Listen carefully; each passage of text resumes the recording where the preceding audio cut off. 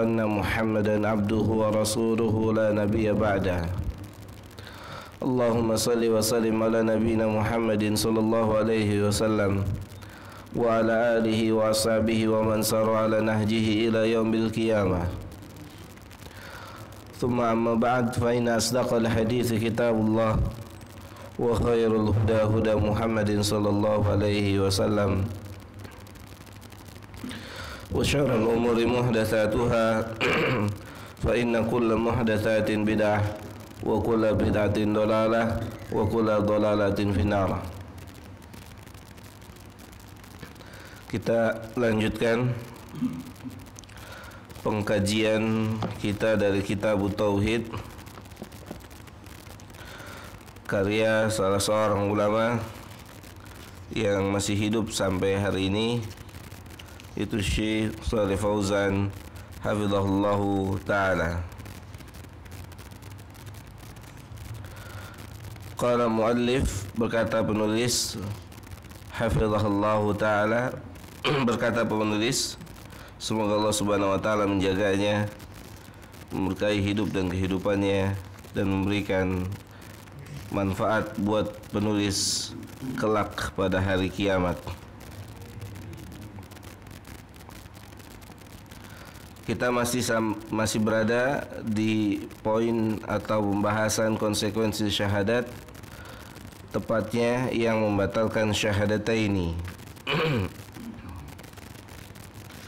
Pada poin yang pertama, beliau membawakan atau mengatakan yang membatalkan keislaman seseorang adalah asyirku billah, syirik kepada Allah subhanahu wa ta'ala, dengan membawakan dalil innallaha la yaghfiru an yushraka bihi wa yaghfiru ma duna dzalika liman yasha. Sungguh Allah subhanahu wa ta'ala tidak mengampuni dosa kesyirikan dan mengampuni dosa yang lebih kecil, lebih rendah dari kesyirikan bagi siapa yang Dia kehendaki. Kemudian dibawakan dalil yang kedua, innahu may yusyrik billah faqad haramallahu alaihi aljannata wa ma'wahu an-naru wa ma lidh-dhalimina min ansar. Bahwasanya Rabbuna katakan, siapa saja yang menyekutukan Dia, berbuat kesyirikan, tentunya syirik besar, maka Allah subhanahu wa ta'ala haramkan buat dirinya surga, dan tempat kembalinya kelak adalah di neraka. Kemudian untuk orang-orang yang berbuat kezaliman, yaitu kesyirikan, mereka tidak memiliki penolong kelak di hadapan Allah subhanahu wa ta'ala. Kemudian yang kedua, orang yang menjadikan atau pembatal keislaman yang kedua yang dibawakan oleh Syekh Fauzan hafizahullahu ta'ala. Beliau katakan, orang yang menjadikan antara dia dan Allah subhanahu wa ta'ala ada perantara. Ia berdoa kepada mereka, meminta syafaat kepada mereka, dan bertawakal kepada mereka. Orang seperti ini kafir secara ijma'. Kemudian beliau Syekh rahimahullah hafizahullahu ta'ala pun menjelaskan di soal jawab di kitab Nawaqidul Islam, pembatal-pembatal keislaman, ketika ditanya hal yu'adzar, apakah diberikan uzur, hal man irtakaba naqidan min nawaqidil Islam yukfarahu kulla man ra'ahu wa alima bihi am la yakfuruhu illa al-ulama.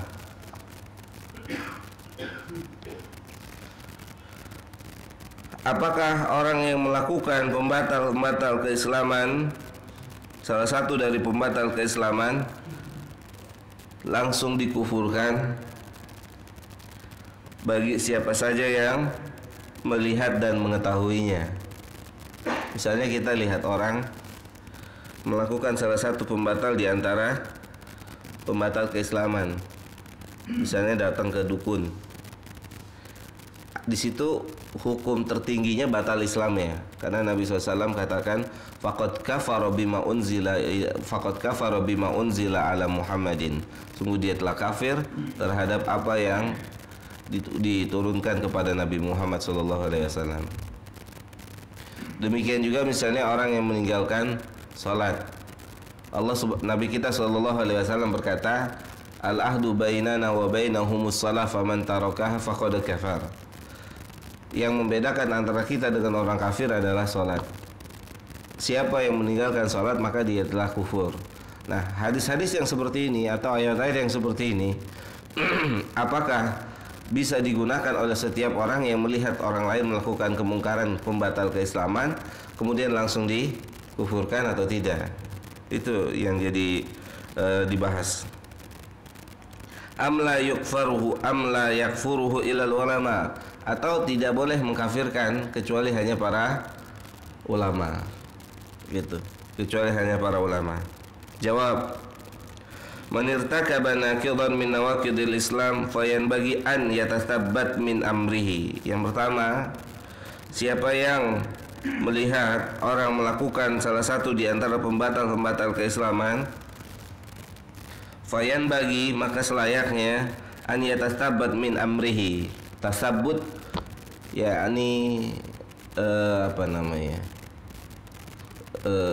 tasabbut itu dipastikan dulu dasar dia melakukan perbuatan itu apa. Dasarnya apa? Tabayun, ya, tidak diberikan atau belum jatuh hukum terlebih dahulu kepada orangnya, tetapi perbuatannya tetap dikatakan perbuatan kemaksiatan, tetapi untuk pelakunya ba'da tasabbut. Farummama yakunu jahilan yu'adzar bil jahli. Nah, Syekh katakan mungkin saja orang tersebut melakukannya karena kejahilan sehingga dia diberikan uzur, Yang disebut dengan orang jahil itu adamul ilm. Jahil itu tidak punya ilmu, ya, adamul ilmu. Kemudian juga para ulama memberikan definisi yang lain tambahan, yuqal anahu jahilun, dikatakan orang tersebut jahil in kana lahul ilmu, walaupun dia punya ilmu, gitu. Berdasarkan firman Allah Subhanahu wa taala, Allah Subhanahu wa taala berkata dalam Al-Qur'an, innamat taubatu indallahi lilladina ya'maluna su'a bijahalatin. Sesungguhnya taubat di sisi Allah yang diterima oleh Allah Subhanahu wa taala adalah taubat-taubat atau perbuatan-perbuatan dosa yang dilakukan karena kejahilan. Ketika kita membaca ayat ini sendiri, maka difahami, dimengerti secara ayat ini sendiri, orang-orang berilmu yang melakukan kejahilan tobatnya tidak diterima. Ternyata para ulama menjelaskan di kitab tafsir di antara Al-Imam Ibnu Katsir, semua yang melakukan kemaksiatan dia disebut orang jahil walaupun dia punya ilmu. Oleh karena itu ketika orang yang dikenal punya ilmu melakukan kemaksiatan, ditanbih, diingatkan, diharapkan dia kembali, diharapkan. Sebagaimana diantaranya sahabat Nabi kita Muhammad SAW. Bisa jadi atau boleh jadi karena tabiat akhirnya lupa tentang ayat atau hadis Nabi SAW. Tepatnya di kitab Riyadhus Shalihin, seorang berkata kepada Umar, sebagaimana dikatakan kepada Nabi kita SAW, engkau tidak adil, ya, engkau tidak adil. Kemudian Umar mendengar ucapan ini marah. Lantas Umar ingin melakukan aksi memukul dan seterusnya. Diingatkan oleh salah seorang sahabat di situ, fa'arid anil jahilin, innahu minal juhala. Berpalinglah dari orang-orang bodoh, sesungguhnya dia termasuk orang bodoh.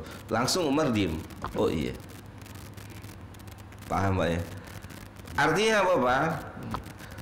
Ayat ini mengingatkan Umar Ibnu Khattab radhiyallahu ta'ala anhu untuk tidak melakukan tindakan yang akan dia lakukan. Gitu. Kalau sampai Umar melakukannya, ya, berarti Umar saat itu melakukan ketindakannya karena kejahilannya. Maka diingatkan Umar, fa'arid anhu, berpaling dari dia karena dia termasuk orang jahil. Diam. Begitu Pak, ya. Karena tabiat manusia tabiat manusia itu sesuatu hal yang susah untuk dihilangkan. Oleh karena itu kita ada syariat amar ma'ruf nahi mungkar, nasihat saling menasehati, gitu. Contoh misalnya gini Pak, kemarin misalnya ada orang sudah hijrah, sudah kembali pada kebenaran, kemudian tetapi dia punya lisan tetap seperti singa misalnya, mencabik-cabik gitu. Diingatkan, nggak boleh. Ini udah diingatkan, sudah tobat. Atau misalnya lagi mungkin juga dia nggak tahu, jahil. Saya analogikan dengan orang-orang yang suka hobi naik motor Pak. Kemarin teman-teman cerita gitu ya, yang senengnya 200, 150, 200, tarik aja gasnya terus, lupa sama yang belakang. Dia tetap aja 200, 150 gitu. Saya ingatkan, di sini ada kaidah gitu, di dalam ini ada kaidah. Kaidahnya apa? La yu'minu ahadukum hatta yuhibba li akhihi ma yuhibbu li nafsihi. Atau hadis Nabi yang lainnya sallallahu alaihi wasallam, al-muslimu al-mu'minu lil mu'mini kal bunyan yashuddu ba'duhu ba'dha. Artinya begini. Mungkin masa lalunya begitu 200 aja manteng gitu. 200 kan resikonya tabrak mati Pak ya. Hah? Tabrak mati. Jadi diingetin, oh iya, jadi dia istighfar, astagfirullah. Iya, tenang. Makanya jangan jadi amir safar lagi gitu, ganti yang lain. Yang ngegasnya cuma 100 doang. Ini dia 200. Wah, udah di ujung sana. Udah sampai tempat, yang lainnya masih begitu. Mungkin dia belum paham atau mungkin sudah paham tetapi ke bawah masa-masa dahulu. Nah, itu perlu diingatkan. Namanya tabiat manusia itu ada. Sampai lagi misalnya ada ikhwan juga ketika dia sudah mulai tinggi dikasih tahu, sekarang kan yang dipelihara jenggot bukan kumis. Paham nggak maksudnya Pak? Jadi diam lagi, istighfar, astagfirullah. Iya, karena bahasa dia sendiri. Dulu kalau yang masih dipelihara itu kumis, sedikit masalah pukul. Jadi ngingetin orang ini cuma gitu doang. Sekarang yang dipelihara itu jenggot bukan kumis. Oh, langsung istighfar. Artinya apa Pak? Artinya tabiat itu sewaktu-waktu dia datang lagi ada pada diri kita. Makanya kita butuh komunitas, dalam artian komunitas pertemanan, persahabatan yang mengingatkan kita, jangan, nggak boleh istighfar antum. Istighfar. Ya tidak dapat tidak kan Nabi SAW bersabda la takdob, gitu kata Nabi SAW. Kemudian farum bama yakunu jahilan yu'adzar bil jahli. Kemungkinan dia melakukannya karena kejahilan, diberikan ilmu terlebih dahulu. Karena orang jahil tidak diberikan udzur, hatta perbuatan-perbuatan dosa-dosa yang sangat besar. Tetapi perlu kita ketahui bersama, pernah kita bahas pada pertemuan yang lalu, orang jahil, ya, yang namanya orang jahil, adamul ilm, hukum asalnya tidak punya ilmu, hukum asalnya. Ya, yang termasuk orang jahil adalah orang yang tidak punya ilmu atau orang yang punya ilmu tetapi bablas, kebablasan. Ya, seperti ya kita lah misalkan. Kita tidak pungkiri kita punya sedikit banyak ilmu tapi sering melanggar ilmu yang kita miliki. Benar nggak Pak? Kita punya sedikit banyak ilmu tapi kita sendiri ya sedikit banyak pun belum bisa menerapkan ilmu itu. Contoh Pak, contoh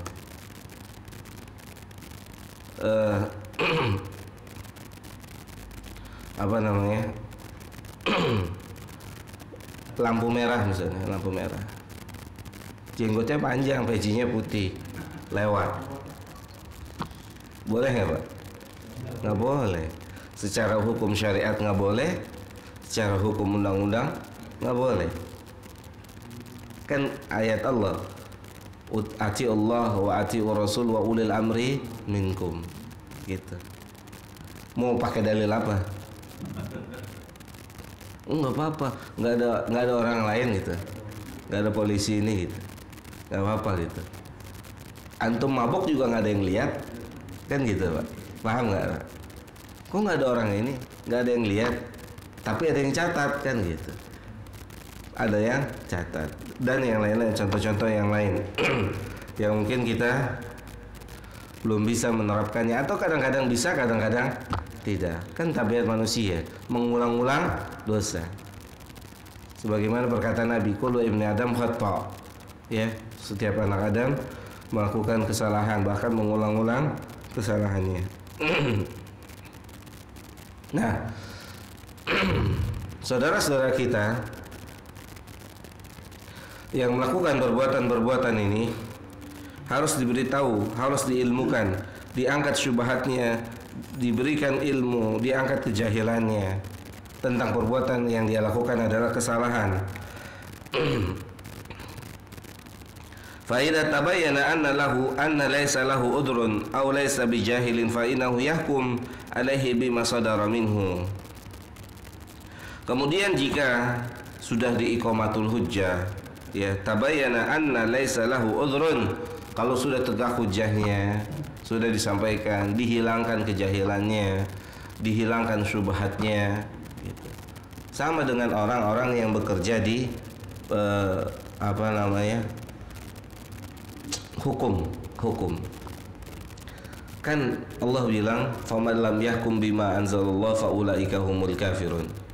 Siapa yang memutuskan hukum perkara dengan tidak menggunakan hukum Allah, maka dia kafir. Pertanyaannya, apakah semua hakim hari ini kafir? Karena kan mereka tidak memutuskan dengan hukum Allah. Para ulama merinci. Yang pertama, kalau dia meyakini hukum itu milik Allah, hukum itu milik Allah Subhanahu wa taala, tetapi keadaan hari ini yang mengharuskan atau berjalan dengan hukum selain Allah, tetapi dia tetap meyakini hukum itu milik Allah, maka dia berbuat dosa yang sangat besar, ya, dosa yang besar. Tetap dia berbuat dosa. Nah, kecuali yang kedua, kedua lebih besar lagi dosanya. Antara hukum Allah dengan hukum selain Allah itu sama-sama memiliki kedudukan yang sama. Jadi nggak ada masalah. Dosanya sangat besar dan bisa sampai kepada kufur. Dan yang ketiga, dijelaskan oleh para ulama, ini jatuh kufur pada orang ini kalau dia meyakini hukum Allahnya sudah kadaluarsa, gitu. Yang berlaku hukum ini. Paham Pak ya? Belum paham? Ada 3 Pak. Para ulama mentafsir. Ini kenapa ya, saya nggak ngerti nih, kata enggak.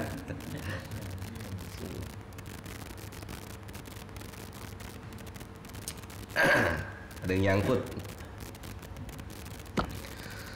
Faman lam yahkum bima anzalallahu faulaika humul kafirun. Siapa yang tidak berhukum dengan hukum Allah maka kafir. Ayatnya jelas Pak, bunyinya begitu. Kafir, fasik, zalim. Kemudian apakah orang yang berhukum dengan hukum selain Allah langsung divonis kafir dengan ayat ini? Ternyata para ulama membagi-bagi, Pak, ditafsir. Yang pertama tadi, kalau dia meyakini hukum itu tetap hukum Allah yang benar, tetapi kondisi keadaan misalnya sistem yang sudah tidak menggunakan hukum Allah, atau karena hubud dunia, cinta dunia karena rupiah gitu. Padahal dia tahu hukum Allah yang benar. Ya. Jadi dia gunakan hukum selain hukum Allah. Ini tidak jatuh hukum kekufuran, tetapi kemaksiatan. Maksiat. Yang kedua, maksiatnya jauh lebih besar dari yang pertama. Yaitu orang yang menyamakan antara hukum Allah dengan hukum manusia. Artinya apa? Dia tidak masalah, buat dia nggak masalah. Ya, tidak masalah. Mau hukum perundang-undangan manusia atau hukum Allah sama saja. Jadi memiliki kedudukan yang sama. Ini juga tidak jatuh kekufuran, tetapi bisa jatuh pada kekufuran, bisa kepleset. Bisa kepleset. Kalau ketiga sudah kepleset. Yang ketiga sudah kepleset. Yaitu orang yang mengatakan hukum Allah itu kadaluarsa, sudah selesai, sudah nggak bisa diterapkan, sudah bukan zamannya, zaman now bukan gitu. Jadi yang dipakai hukum manusia, gitu Pak. Nah kalau misalkan orang ketiga ini, ya tipe jenis orang ketiga ini perbuatannya kufur, perbuatan kekufuran, karena dia meyakini hukum selain hukum Allah itulah hukum yang benar. Adapun hukum Allah sudah kadaluarsa, bahkan sudah di bawah hukum selain Allah. Nah, perbuatannya ini adalah perbuatan kekufuran, gitu.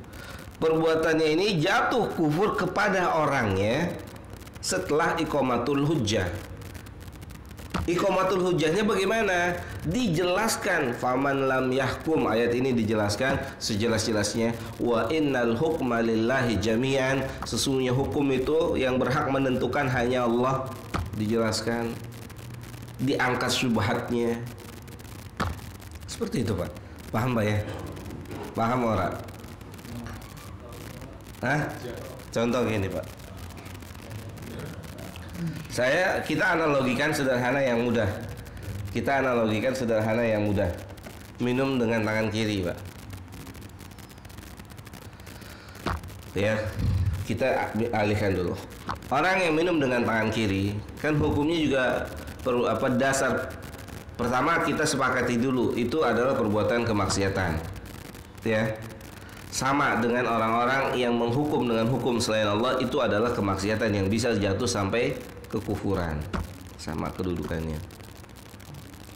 Kemudian orang yang minum menggunakan tangan kiri, dia punya dasar atau punya keyakinan yang berbeda-beda. Bisa jadi dia menganggap, ya, bisa jadi dia menyamakan antara tangan kanan dengan tangan kiri. Saya pernah diskusi juga sama orang yang minumnya dengan tangan kiri. Bahkan notabene orang-orang panggilnya ustaz. Dia bilang, oh apa kalau gitu apa fungsinya Allah berikan tangan kiri? Dia bilang begitu. Berarti kan ada kesalahan di mindsetnya ini nih, yang perlu diluruskan. Apa fungsinya Allah kasih kita tangan kiri kalau tangan kiri tidak digunakan? Ya, padahal kan kita tahu hadisnya begitu tegas. Berarti dia menyamakan antara tangan kanan dengan tangan kiri yang sama-sama berfungsi, bisa digunakan untuk membantu makan dan minum.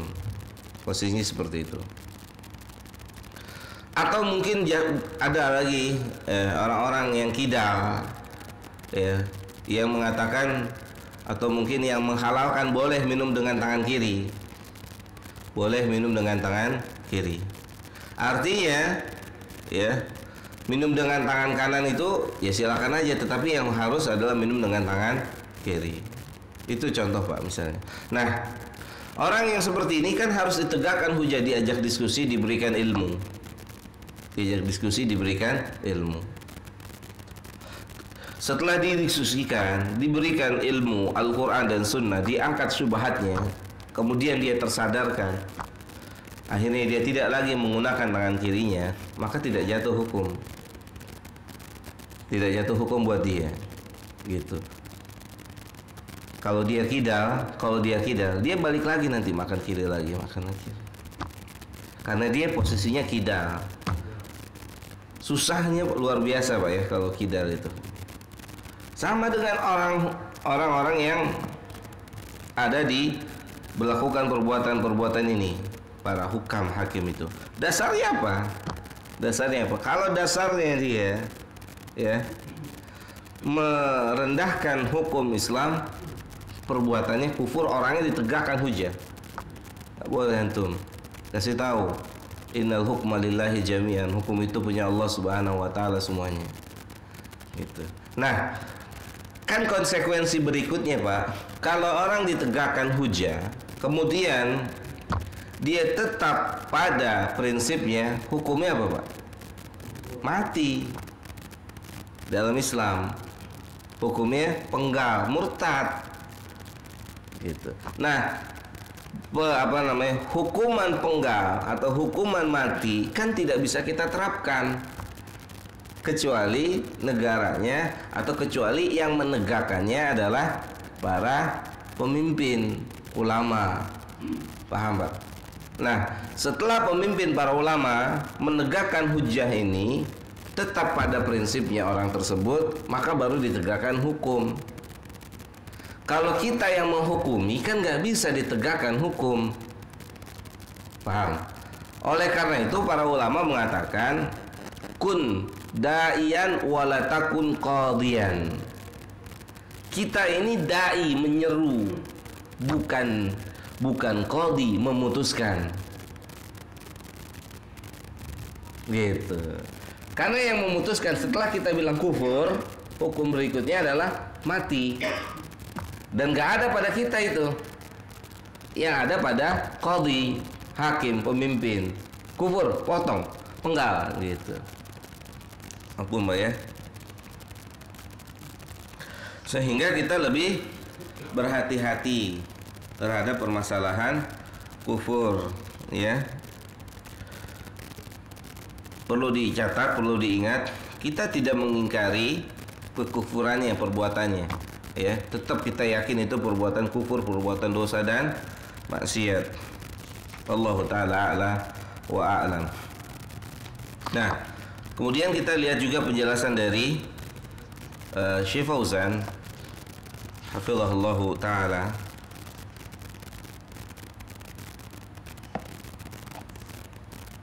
dalam kitab Nawaqidul Islam. Mudah-mudahan bisa menjadi pencerahan buat kita. Wa man ja'ala bainahu wa bainallahi wasaitun yad'uuhum wa yas'aluhum syafa'ata wa yatawakkal 'alaihim kufrun ijma'an. Ya, tadi di poin nomor 2.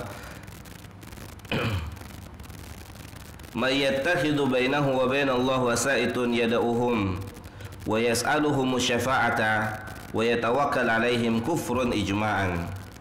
Siapa yang menjadikan antara dia dengan Allah Subhanahu wa taala perantara, kemudian perantara tersebut dia berdoa kepada perantara tersebut, berdoa Pak ya, meminta pada perantara tersebut, bertawakal kepada perantara tersebut, maka hukum perbuatannya kufur ijma'. Hukum perbuatannya ijma' kufur. Saya ulang. Perkataan Syekh, may yattakhidhu bainahu wa bainallahi wasa'itun yad'uuhum wa yas'aluhum asy-syafa'ata wa yatawakkal 'alaihim kufrun ijma'an. Siapa saja yang menjadikan perantara di antara Allah dengan menjadikan perantara antara Allah dengan dirinya, dijadikan perantara, ada perantara, kemudian perantara itu sampai disembah, perantaranya disembah. Syekh katakan yad'uuhum, berdoa pada, minta pada perantara tersebut, asy-syafa'ah, kemudian bertawakal kepada perantara tersebut, berarti sudah hilang, sudah pindah tawakalnya, sudah pindah harapannya kepada perantara tadi. Mohon disimak Pak, nanti insya Allah paham. Jadi tawakalnya sudah pindah kepada perantara, kemudian harapannya pindah kepada perantara. Maka yang perbuatan seperti ini kufrun ijma'an, kufur secara ijma'. Ya, perbuatannya. Kemudian Wasaitun minal khalqi yatawassatuna lahu 'indallahi bizamihim, yaitu wasilah-wasilah dari makhluk-makhluk Allah yang dia prasangka atau prasangka dia, makhluk-makhluk yang dijadikan perantara ini dapat memuluskan jalannya dengan kepada Allah Subhanahu wa taala. Wa hadhil mas'alah mas'alatul wasitiyah, wasitah bainallah wa khalqihi wa fiha tafsir. Ini adalah perantara yang orang menjadikan perantara antara dia dengan Allah, wa fiha tafsir, dan ini butuh penjelasan. Kita lihat penjelasannya. Faman qala la budda min wasitatin bainallahi wa bain khalqihi fa innahu yus'al ma maqsudu bil wasitati. Siapa saja di antara manusia yang mengatakan harus dengan wasilah ini, harus dengan wasilah, artinya tidak wasilah itu harus digunakan. Ya. Maka dia ditanya, apa? Kenapa dilakukan seperti ini? Kenapa harus dengan wasilah? Gitu, harus dengan wasilah. Padahal kan hukum ayatnya jelas, yang menjadikan wasilah itu kan kufur. Tapi pelakunya ditanya, kenapa harus gitu? Berarti kan ada indikasi ditegakkannya hujah kepada orang ini. Apakah dia jahil atau dia lupa ilmu? Gitu. Fa in kana, kemudian Syekh katakan, fa in kana al maqsudu annahu la budda lana min wasitatin fi tablighi risalati fi ma bainana wa bainallahi fa hada sahihun. Wa hadhihi wasitatun la budda minha min man ankaraha kufrun fala budda min wasitatin fi tablighi syar'ihi wa humur rusul minal malaikati wal bashari. Kalau misalkan yang dimaksud dengan wasilah adalah sebagaimana Allah Subhanahu wa taala berwasilah kepada nabi kita, dalam artian gini. Allah kan menurunkan syariat Al-Qur'an dan hadis melalui wasilah. Wasilahnya nabi, malaikat dan para nabi. Gitu. Kalau yang dimaksud dengan wasilah ini harus tidak dapat tidak. Gak mungkin bisa sampai risalah kepada kita tanpa seorang nabi, tanpa seorang malaikat. Artinya apa wasilah? Maka diberikanlah wasilah. Maka harus ada wasilah. Sebagaimana misalkan begini, orang-orang yang belum menikah mengharapkan punya anak, itu suatu hal yang gak mungkin. Mau dari batu anaknya keluarnya, paham gak? Dia harus tempuh wasilah. Wasilahnya menikah. Gitu. Paham sekarang, Mbak? Mau dia bilang, oh enggak, kalau Allah takdirkan punya anak. Kalau enggak, ya enggak. Ya antum enggak nikah gimana? Paham, Pak? Bagaimana antum bisa punya anak? Antum belum nikah. Berdoa, ya Allah berikanlah saya anak yang soleh dan soleha. Tanya, antum sudah nikah? Nanti 5 tahun lagi, 2 tahun lagi. Terus gimana? Diijabahnya gimana? Dari tangan keluar bayi gitu. Paham Pak ya? Berarti ada wasilah yang memang tidak dapat tidak harus orang tempuh, ambil. Contoh lagi Pak. Gak usah deh, gak jadi deh. Nanti takutnya ada lagi. Tapi kalau ada enak, alhamdulillah. Apa Pak? Hah? Lapar Pak, lapar. Pak Syahroni, lapar gak Pak? Lapar Pak. Pagi ini lapar, sampai siang lapar. Nasi goreng, gorengan, bubur banyak. Nggak ada yang dihampiri. Hilang nggak laparnya Pak? Hilang? Enggak. Wasilah ini harus diambil. Tetapi harus diyakini yang bikin kenyang, yang menghilangkan itu adalah Allah. Itu Pak. Kenapa Allah? Karena memang Allah. Buktinya orang yang menikah saja sudah menikah, banyak yang belum punya anak. Berarti menikah ini bukan penyebab utama, tetapi dia wasilah. Tetap yang menentukan adalah Allah. Sama dengan makan, lapar. Udah 2 piring, kalau Allah bilang nggak kenyang. Sitotun bainahum. Dan ada lagi wasilah yang lain. Yang wasilah inilah yang dikatakan oleh Syekh Abdul Wahab, yang dihukumi kufur, yaitu Allah berkata, karena wajib buat kita menyembah Allah Subhanahu wa taala, berdoa pada Allah Subhanahu wa taala secara langsung tanpa wasilah. Kan nggak boleh berdoa ada wasilahnya, memohon ada wasilahnya, ya, meminta dan seterusnya. Dan wa an natawakkal alaihi, bertawakal pada Allah Subhanahu wa taala. Kemudian maqala ud'uni biwasitatin fulan. Allah tidak berkata kepada kita, berdoalah kepadaku dengan wasilah fulan bin fulan misalnya, enggak, tetapi Allah bilangnya ud'uni astajib lakum, berdoalah kepadaku secara langsung. Kemudian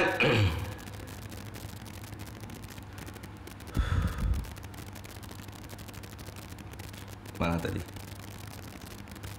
Wa hiya annahu yaj'al bainahu wa bainallahi wasaitun yasrifu lahum syai'an minal ibadati min ajli an yuqarribuhu ilallah. Kalau seperti ini berarti dia telah menjadikan atau memalingkan salah satu jenis ibadah yang seharusnya ditujukan pada Allah, ditujukan kepada yang lain. Misal dia jadikan wasilah sesuatu, jadikan wasilah, kemudian di akhirnya bertawakal kepada wasilah tersebut, berharap pada wasilah tersebut, berdoa kepada wasilah tersebut, ya, menjadikan wasilah tersebut perantara mendekatkan dirinya kepada Allah.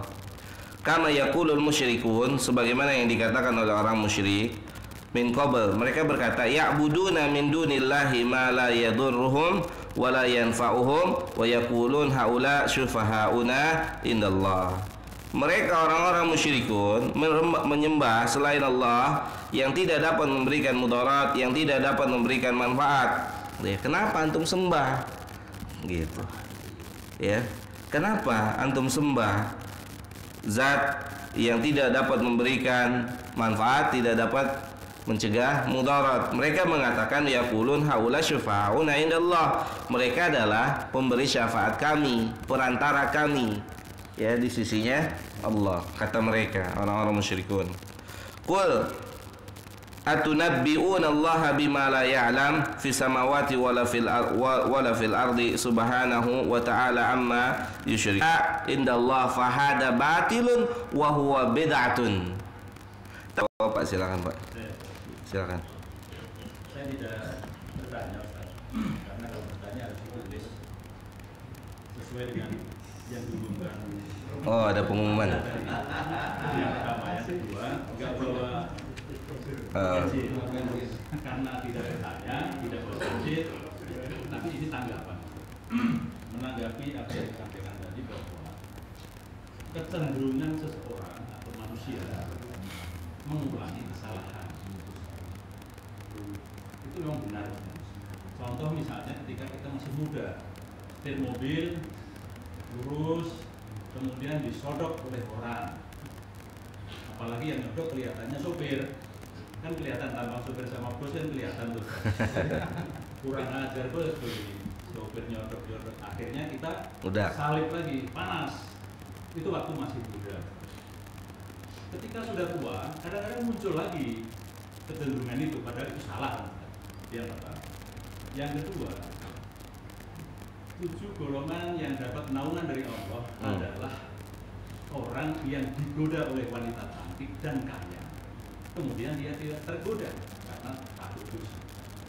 Ketika masih muda, punya jabatan, punya tampang keren, punya penampilan, punya uang, yang goda banyak, Ustaz.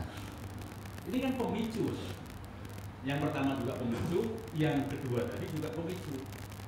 Syukur alhamdulillah, ketika kita sudah tua, jenggotnya sudah putih, jangankan menggoda, Ustaz. Wanita cantik menggoda kita ada aja kira-kira. Yang ada ketika kita sudah berjenggot putih begini, sudah keriput, sudah bokok jalannya, menggoda pun nggak digubris.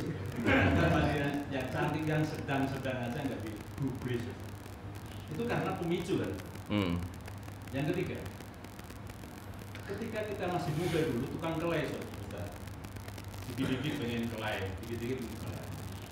Nah sudah tua ini, itu ada pemicu juga. Kalau ada yang orang kurang aja juga pengen kelai juga gitu. Jadi kesimpulannya adalah pemicunya. ketika hal-hal yang kita lakukan dahulu suatu kesalahan-kesalahan itu, jika tidak ada yang memicu, itu alhamdulillah selamat. Nah, kalau masih ada pemicunya, kemudian kita kembali kepada keimanan tadi. Setebal apakah iman kita? Kan gitu. Iya. Kalau tadi misalnya, katakanlah sekarang misalnya ada yang menggoda wanita cantik. Kita ingat bahwa kita dijanjikan oleh Allah 72 bidadari yang cantik-cantik. Apa tidak lebih baik menunggu itu saja, Ustaz? Daripada bikin masalah. Mungkin masih laku lah kalau saya masih dilihat orang cantik, masih mungkin masih.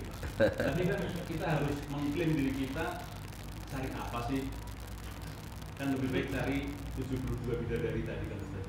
Sama dengan Pak Ismail, nggak usah cari cewek cantik lagi, kita cari aja nanti janji Allah itu pasti benar.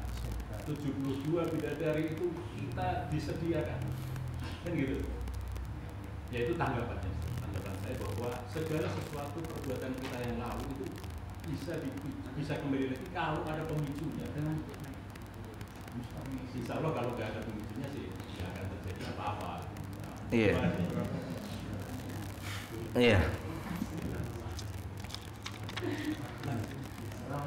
Waalaikumsalam. Mau kemana tuh? Udah masuk jam 7 masuk. Ya. Pemicu itu ujian, Pak ya.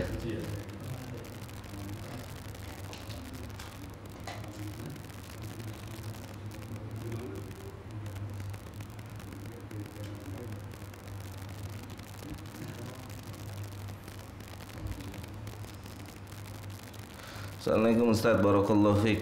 Ustaz, apa yang dimaksud kufur secara ijma? Perbuatan kufur secara ijma maksudnya disepakati oleh para ulama.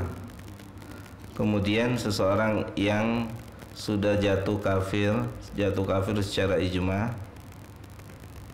perbuatannya kafir secara ijma karena jahil, maka bagaimana tobatnya? Tobat aja, langsung tobat, minta ampun sama Allah Subhanahu wa taala. Bertobat, ya. Perbuatannya udah jelas-jelas kekufuran, kasih tahu dulu orangnya, ditegakkan hujah. Ya, gitu, ditegakkan hujah. Bukan kita yang menghukumi, Pak. Kita nggak punya kapasitas untuk bisa menghukumi. Menghukumi adalah para ulama yang mereka memang ahlinya dalam masalah ini gitu, masalah kufur, masalah yang sangat pelik, berat. Hah? Iya, tentunya kan mereka juga pertimbangan, mereka punya majelis sebelum mereka putuskan, mereka bermajelis, gimana nih hukumnya gitu, mereka bermusyawarah dan seterusnya.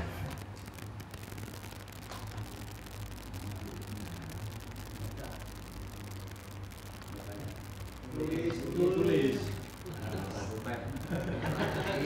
Dikasih uzur.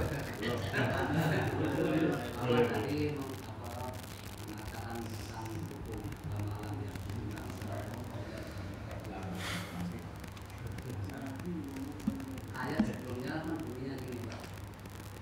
Wala tahsawuna wasawun. Janganlah kamu takut sama manusia. Kan gitu kan. Wala tahsawuna ayat di zaman Qawida. Artinya itu, kenapa manusia masih takut sama manusia? Artinya bukan takut pada Allah. Jadi kalau mengatakan kita, bukankah kita termasuk syirik juga? Misalnya kita sudah tahu, artinya sudah tahu gitu Pak. Bukan berarti tidak menuduh seseorang, tapi kalau kita sudah tahu bahwa hukum Al-Quran yang benar, tapi kita masih berhukum yang lainnya, bukankah syirik juga Pak? Iya. Sedangkan Al-Quran, sedangkan saya pernah dengar sama Ustaz juga mengatakan seperti ini. Rubah qari'in lil Qur'ani Al-Quran. Banyak orang yang baca Al-Quran, tapi Al-Quran itu akan melatih pembacanya itu karena tidak melaksanakan apa yang ada di surat itu. manusia cuma nggak setuju. Iya. Jadi apa pertanyaannya? Pertanyaan kenapa manusia ini harus manusia gitu, bukan Allah. Oh, Bukan takut kalau kita tidak tahu. jahil berarti Pak. Takut dipecat. Ya kan apa namanya? Dasarnya berbeda-beda Pak. Dasarnya beda. Sama penjelasannya dengan tadi, tawakal dan seterusnya. Sama semua dasarnya apa gitu. Pertama pastinya nggak punya ilmu. Kalau dia punya ilmu nggak mungkin dia serahkan tawakalnya. Saya pernah bilang begini. Kita ada apa namanya masalah manfaat dan mudarat ya, masalah manfaat dan mudarat. Kita harus dekat dengan orang-orang besar. Semoga kita bisa dapat manfaat apapun misalnya, agar dapat manfaat. Saya bilang nggak bisa seperti itu. Haram gitu kan. Secara syariat misalnya, haram ya haram. Manfaat dan mudarat itu mutlak dari Allah. Justru kalau kita menggantungkan diri manfaat kepada manusia, hidup kita nggak nyaman, hidup kita nggak tentram, karena menggantungkan manfaat itu kepada manusia. Seharusnya manfaat dan mudarat itu mutlak pada Allah Subhanahu wa taala. Jadi dilepaskan itu. Manfaat dan mudarat itu diberikan mutlak di tangannya Allah Subhanahu wa taala. Kalau kita masih bergantung di situ ya kita nggak bisa apa-apa, hidupnya nggak merdeka. Hidupnya tidak merdeka. Takut juga misalnya takut dan seterusnya. Gimana Pak? Cukup. Kenapa bisa begitu kan manusia ya? Pertanyaan itu. Karena nggak ngerti ilmu, tidak ngerti ilmu sampai harus. Yang saya maksud nanti kan yang sudah tahu ilmu. Belum, sama aja berarti dia nggak tahu ilmu, nggak paham, jahil juga bahkan murakkab ya. Sama dengan orang Islam Pak. Orang Islam hari ini semua tahu kok sholat wajib, tapi mereka nggak sholat, ya kan? Kenapa bisa seperti itu? Bisa aja, udah nyata, sudah tertutup mungkin hatinya, kecuali yang Allah beri hidayah, petunjuk. Kenapa kok begitu? Ya emang udah begitu, gitu Pak. Belum, iya seperti itu. Banyak orang baca Quran, cuman sampai di tenggorokan, sampai di tenggorokannya saja. Artinya ya begitu. Kenapa bisa begitu? Ada yang salah kan berarti kan? Ada yang salah.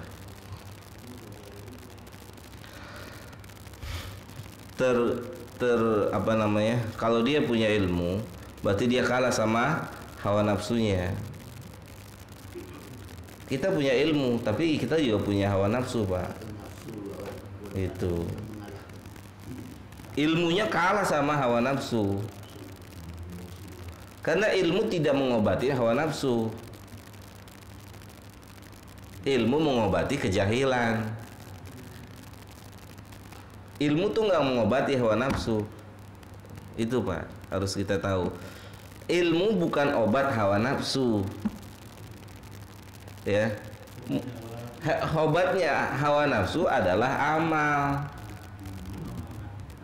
Kan penyakit ada dua, ada penyakit syubhat, ada penyakit syahwat. Dua-duanya juga punya obat. Kalau syubhat obatnya ilmu. Kalau hawa nafsu obatnya amal. Apa maksudnya? Contoh paling mudah nih, contoh aja nih Pak. Orang terjangkit penyakit kalah sama syahwat misalnya. Mau berobat, obatnya gampang. Ikut program hafalan Al-Quran. Ikut program itu. Sehari harus setor 1 lembar. 1 lembar. Kalau nggak mampu 1 halaman. Kalau 1 lembar itu kan 2 bolak-balik. Kalau 1 halaman 1 halaman. Ikut. Nggak mau. Waduh belum ngapalin. Ngapalin lagi. Lupa inget-inget lagi. Lupa inget-inget lagi. Hawa nafsunya terhenti dengan amal. Syahwatnya terhenti dengan amal. terangkat dengan kesibukan amal. Paham Pak? Begitu. Kalau dia hawa nafsunya tinggi, dorongan untuk berbuat dosa dan maksiatnya besar, dia nggak punya tanggung jawab amal Pak, jebol, hancur. Kalau dia punya tanggung jawab amal, nggak ada dari hari Senin sampai Senin lagi, nggak ada tuh waktu kosong, waktu leha-leha. Itu hawa nafsu nggak ada poin, nggak ada peluang masuk dia, nggak ada peluang masuk. Tapi kalau ada ini nggak tahu mau ngapain gitu kan, masuk dia Pak. Sama orang, ya kita juga suka begini Pak. Orang naik motor ngeselin atau naik mobil ngeselin, santai, ngobrol. Emang punya dia jalanan gitu kan? Kan yang belakang kan punya kebutuhan, hajat, dia mau cepet misalnya dan seterusnya. Lihat Pak, orang bapak nih, orang pekerja, mereka kan sudah punya jadwal, schedule. Makanya orang yang kerja, berangkat kerja, itu nggak ada istilahnya nengok kanan, nengok kiri, kemana dulu. Karena udah tahu mau kemana tujuannya. Yang nggak tahu tujuannya ya santai. Pelannya benar-benar pelan gitu. Kan kadang-kadang kitanya juga kadang-kadang begitu Pak. Benar nggak? Karena nggak punya tujuan, nggak punya amal, gitu. Kecuali kita punya tujuan, punya amal, itu nggak masuk, nggak kepikiran ini mau ngapain. Paham Pak ya? Paham ora? Jangan lanjutin bahasa Jawa, cuman itu doang saya bisanya. Jadi obatnya dua, ilmu dan penyakitnya. Lihat dulu apa penyakitnya. Kalau penyakitnya jahil, ilmu. Kalau penyakitnya syahwat, amal. Sodorin aja, hafalin Quran. Penyakit fisik dokter. Gitu.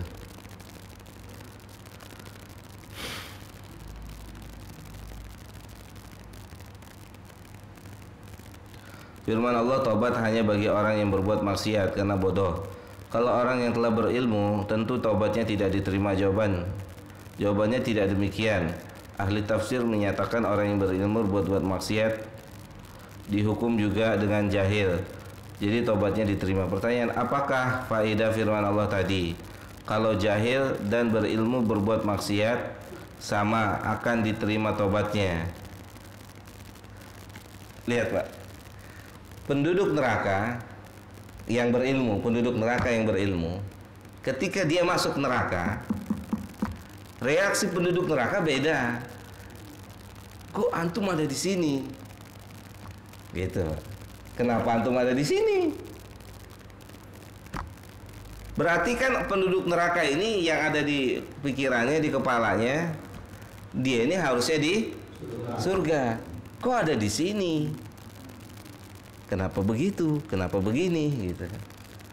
Berarti ada yang tersembunyi yang penduduk neraka tidak tahu, yang hanya dia dengan Allah. Kenapa antum ada di sini? Begitu, ya. Kenapa antum ada di sini? Nah, apa faedah firman? Udah ya tadi. Apa faedah firman Allah tadi? Kalau jahil dan berilmu berbuat maksiat sama, akan diterima taubatnya. Faedahnya, ini perbedaan antara Allah dengan kita. Kalau kita Pak, ada batas akhirnya. Ada nggak Pak? Ada. Ente udah kebanyakan dosanya, udah kurang ajar antum. Nggak ada lagi yang buat maaf. Jangan temuin saya lagi. Itu bahasa saya, bahasa Pak Endang. Ada bahasa Allah kayak gini Pak. Kecuali udah mati orangnya. Kalau udah mati, Allah bilang nggak usah bicara sama saya, masuk neraka. Kalau belum mati, pintu tobat itu masih terbuka. Ini faidahnya menjelaskan perbedaan makhluk dengan Khalik. Menjelaskan perbedaan antara makhluk dengan Khalik. Kalau kita terbatas, makanya dia disifati dengan sifat yang tidak terbatas. Sifat dia tidak terbatas, maha Pak, maha pengampun. Dia disifati dengan maha pengampun. Artinya apa? Apapun diampuni, hatta syirik sekalipun. Kalau dia tobat. Mana buktinya? Buktinya sahabat itu. Sahabat awalnya sebagiannya adalah orang-orang musyrik, berbuat kesyirikan. Tetapi sesudah masuk Islam, di antara mereka disebut namanya masuk surga. Kan ini kan sebuah isyarat Allah mengampuni dosa syirik. Jika ditempuh persyaratan untuk diampuni dosanya. Mahfum Pak ya. Tapi kalau orang ini mati di atas agama selain agama Islam, udah game over gitu Pak. Tamat riwayatnya. Nangis. Nabi lihat pamannya kan nangis-nangis. La ilaha illallah gitu kan. Nabi cuma minta itu. Gak bisa ini. Innaka la tahdi man ahbabta. Engkau tidak dapat memberi hidayah.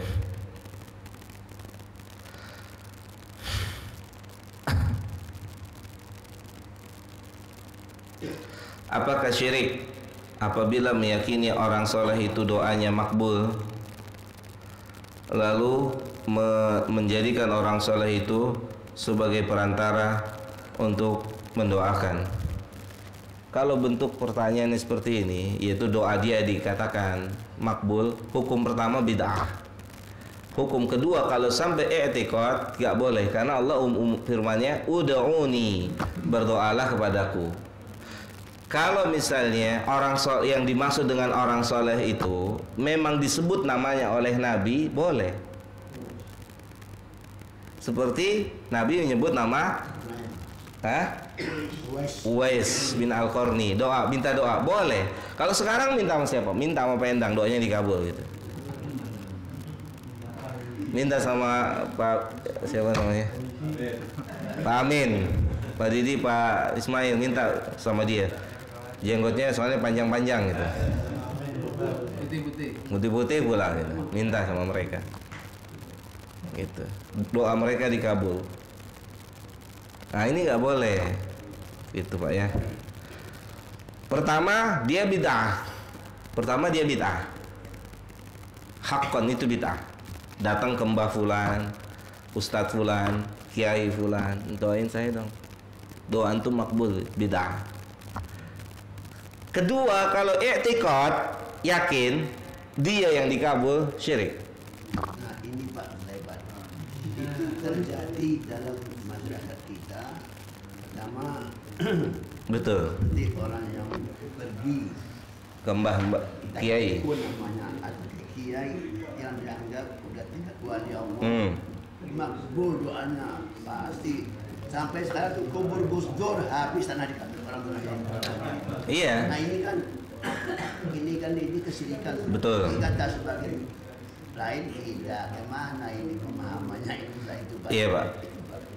Ini jelas perbuatan kesyirikan. Enggak dipungkiri perbuatan syirik yang dilakukan oleh saudara-saudara kita itu. Tapi dasarnya beda-beda Pak. Gitu. Untuk orangnya berbeda. Untuk orang-orangnya berbeda. Kalau perbuatannya kita yakin itu kesyirikan, jelas, sampai tanahnya diambilin gitu kan? Hah? Gus Dur ya? Sampai katanya ada istilah dia kuburnya belum ditanya sama Mungkar Nakir ya? Gus Dur ya? Semoga Allah ampuni dia. Kan gitu. Perbuatannya jelas syirik. Tapi boleh jadi Pak, Bapak tanya sama orang itu, orang-orang yang melakukan itu, ada yang memang meyakini Gus Durnya, ya nggak usah sebut nama orangnya lah Pak ya. Ada yang meyakini Fulan bin Fulan ini karamah benar. Ada yang dari rumah berangkat, ngapain ke sana yuk ikut ngambil kuburannya berkah. Ada banyak juga. Artinya ngikut-ngikut. Nah, kan hukumnya jatuhnya berbeda-beda. Tapi kalau perbuatannya jelas perbuatan kesyirikan. Kenapa Pak? Karena sebagian ikhwan ya yang mulai berkomentar tentang ustadz-ustadz kibar, tentang ustadz-ustadz besar, mereka nggak paham,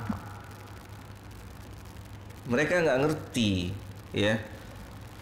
Gini maksud saya Pak, ustadz kita, Ustadz Yazid dan Ustadz Abdul Hakim itu kalau ngomong nggak ada mencela-mencela dia, sunnah atau bid'ah. Nggak ada mencela-mencela itu, sunnah atau bid'ah. Cuma yang disalahpahami sebagian ikhwan yang baru ngaji, duduk juga belum sama dia. Duduk juga belum sama Ustadz. Ustadz kalau bilang bid'ah, Ustadz kalau bilang syirik, itu tertuju pada perbuatan. Dia sendiri yang ngomong, Ustadz sendiri yang ngomong. Kan ada orang tanya sama saya di majelis begini, gimana tuh, masa saudara-saudara kita dibid'ahkan, berarti mereka min ahlin nar, akan masuk ke neraka dan seterusnya. Gimana Ustadz? Antum suka berapa lama duduk sama beliau? Kok nggak pernah ketemu sama saya? Saya belum pernah duduk, cuma denger di YouTube aja. Duduk dulu, duduk. Yang dia bid'ahkan, yang dia syirikan, itu perbuatannya. Pelakunya tetap kaidahnya Ahlus Sunnah, iqamatul hujjah. Paham Pak? Gitu. Apa gini-gini? Syirik. Dipahami, Masya Allah, berarti syirik, pelakunya neraka, gini-gini. Berarti bid'ah, pelakunya neraka. Perbuatannya, pelakunya tegak dulu hujah sama orang ini. Sebagaimana Allah kan tidak perintahkan iblis langsung turun. Ini tinggi di dalil ini Pak.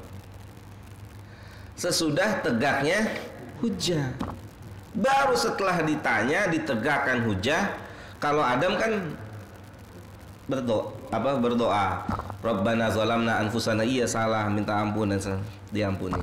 Kalau dia ngeyel, kan saya lebih baik, turun, marahkan Allah akhirnya, gitu, marah, turun, seperti itu Pak ya. Kalau perbuatan jelas itu perbuatan kesyirikan, banyak pelaku-pelakunya, bukan cuma kuburan itu mungkin ya Pak ya. Sebut lagi, sudah awas ya tuh namanya. Hah? Orang hidup itu juga yang dengan dasar mereka bahwa ini mantranya makbul, penyakit sembuh. Iya, bahaya itu Pak. Perlu diingatin Pak, nggak boleh berkeyakinan, kasih tahu. Ini doa ini udah uni pendek sekali ya, udah uni. Doa ini pendek sekali. Allah bilang berdoalah kepadaku, gitu. Sama kita analogikan begini Pak. Kuburan terbaik di atas tanah ini kuburnya Nabi, tapi nggak ada satu orang pun yang bersemedi di situ. Kan kita bisa buat analogi seperti ini kan. Kalau wali-wali ini kan za'ma, yaitu perkiraan kita dia wali, tapi belum tentu dia wali di sisi Allah. Kita kira dia wali Pak, bahkan kita sebut dia wali. Iya, nggak apa-apa, antum sebut. Tapi belum sama dengan kita bilang di ahlul jannah. Itu mulut antum ahlul jannah. Buat Allah belum tentu di ahlul jannah, buat kita belum tentu di ahlul jannah. Dia keliru dalam bicara. Siapa yang tahu dia wali Allah? Siapa yang tahu dia tidak bermaksiat ketika sendiri? Gitu. Nah, itu dan itu yang menjadikan dasar saudara kita bolak-balik ke dukun. Dengar ya? Dasar dia bolak-balik ke dukun karena dia meyakini dukun itu punya manfaat, punya mudarat, gitu. Harus dinasihati. Allahu a'lam.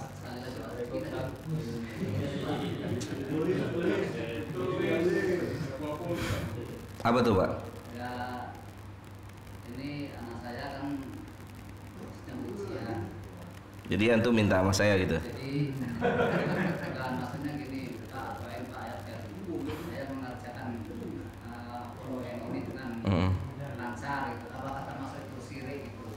Dan sekadar minta sama Allah, ya Allah, mudah-mudahan dengan mengerjakan ujian ini dengan Anaknya minta sama Bapak. ya. Coba diulang lagi. Anak saya lagi ujian. Saya mau ujian. Mintanya ke Bapak, ke saya. Beliau, Sama saya gitu. Bapak, anaknya ujian. Maksudnya Pak doain saya ini mau ujian, mudah-mudahan saya dikabulkan dengan apa? Kalau mau ujian telepon atau samperin, besok ujian. Karena saya yakin doanya dia dikabulin. Kan salah satu doa yang dikabulkan doa orang tua buat anaknya. Makanya kalau lagi marahin anak-anak, pinter loh gitu.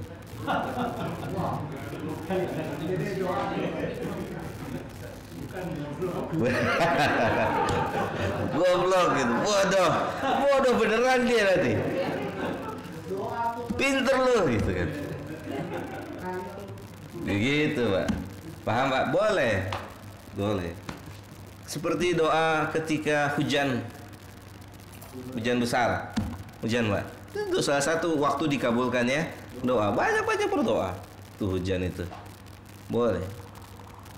Wasilah yang diperbolehkan. Kecuali Bapak anaknya bilangnya ke saya, Pak Ustadz, besok saya mau ujian, tolong doain saya dong. Gitu. Doanya Pak Ustadz kan dikabulin. Gitu. Wah, ini nggak boleh. Siapa yang dalilnya mana doa saya dikabulin gitu. Saya juga udah minta belum dapat gitu. Misalnya begitu. Tapi tidak ada doa yang tidak dikabul. Gitu. Doa semua itu dikabul. Terakhir Pak. Bagaimana menjaga silaturahmi dengan ahlu syirik yang notabene dukun itu adalah saudara kita, sedangkan kita menyampaikan satu kata, dianya menyampaikan 100 kata kepada kita. Ya diem aja. Jadi kan gitu Pak, hubungan muamalah itu tetap biasa. Itu yang kelirunya di kita gitu Pak. Ketika orang melakukan kekeliruan, jadi dihukumi, dia harus mendapatkan perlakuan seperti musuh. Itu nggak boleh Pak. Dia tetap dia punya hak sesama muslim, ditegur, disapa, diberi hadiah dan seterusnya. Bahkan hadiahnya harus lebih banyak buat dia. Gitu kan. Semoga lunak hatinya kan. Tetap biasa. Kecuali nanti sudah merana-rana kepada kesyirikan. Oh nggak boleh nih, aneh nggak begini, saya tidak begini. Begitu. Tetap biasa aja biasa. Itu datang ke rumahnya termasuk syirik? Enggak. Datangnya kalau mau minta-minta syirik, nggak boleh. Datangnya mau minta-minta gitu, minta doa, minta apa segala macam. Paham Pak? Jadi hubungannya biasa aja. Kita hidup ini Pak, nggak bisa berkomunitas hanya dengan orang-orang yang ibaratnya sudah mengaji tok. Itu nggak bisa. Kita hidup di zaman yang nyampur. Gitu. Contoh ini nih Pak. Angkot, pesawat atau kereta gitu. Kan kita nggak boleh berdekatan dengan wanita-wanita yang non mahram. Begitu antum naik pesawat sebelahnya, Masya Allah, antum usir dia. Mbak pindah aja Mbak ke sana Mbak. Siapa ente gitu, yang punya kereta gitu. Naik pesawat juga demikian. Artinya apa? Udah kehidupan kita seperti ini. Ini ujian, pemicu tadi kata Pak Didi. Ada. Tinggal kita terpicu atau tidak gitu. Ujian tuh kalah mana, menang mana. Imannya apa? Pemicunya yang menang gitu. Imannya apa? Pemicunya yang menang. Kalau imannya menang, alhamdulillah.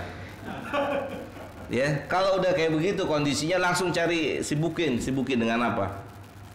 Yang membuat kita tidak terpicu oleh syahwat itu. Istighfar banyak-banyak. Tapi istighfar ngeliatin. Nah, banyakin amal langsung Pak, amal. Misalkan ambil handphone, buka Qur'annya baca atau buka hadis. Tafsir. Gitu Pak. Memperbanyak hadiah mungkin memperbanyak hadiah dalam pengertian supaya mendapatkan hidayah. Iya. Betul. Gimana kita lagi?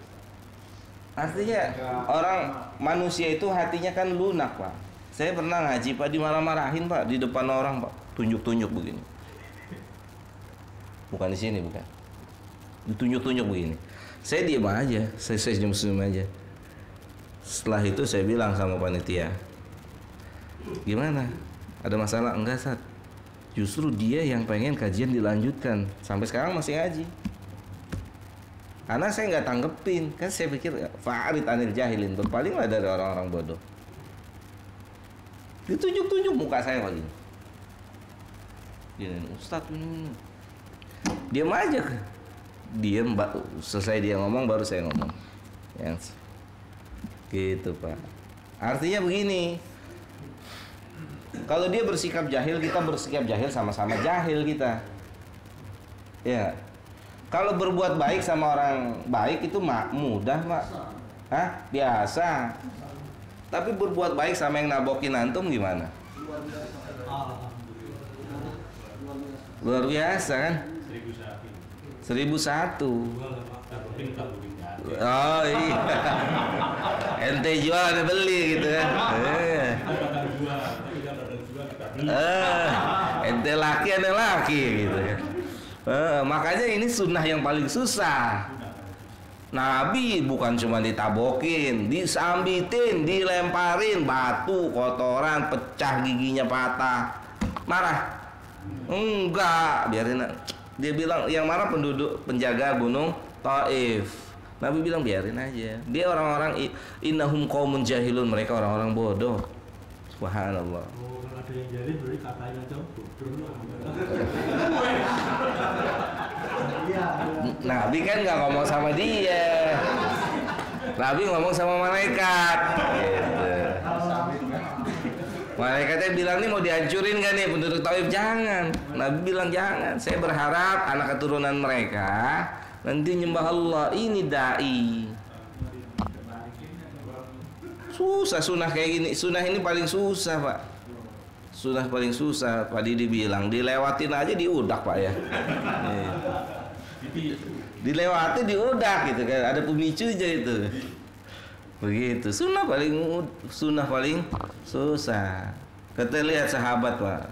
Ya bagaimana mereka susahnya menjaga keimanan, menjaga ini dan seterusnya. Cukup, Pak ya. Ini udah lebih dari cukup insyaallah. Subhanakallahumma bihamdika asyhadu an la ilaha illa anta astaghfiruka wa atubu ilaika. Assalamualaikum warahmatullahi wabarakatuh.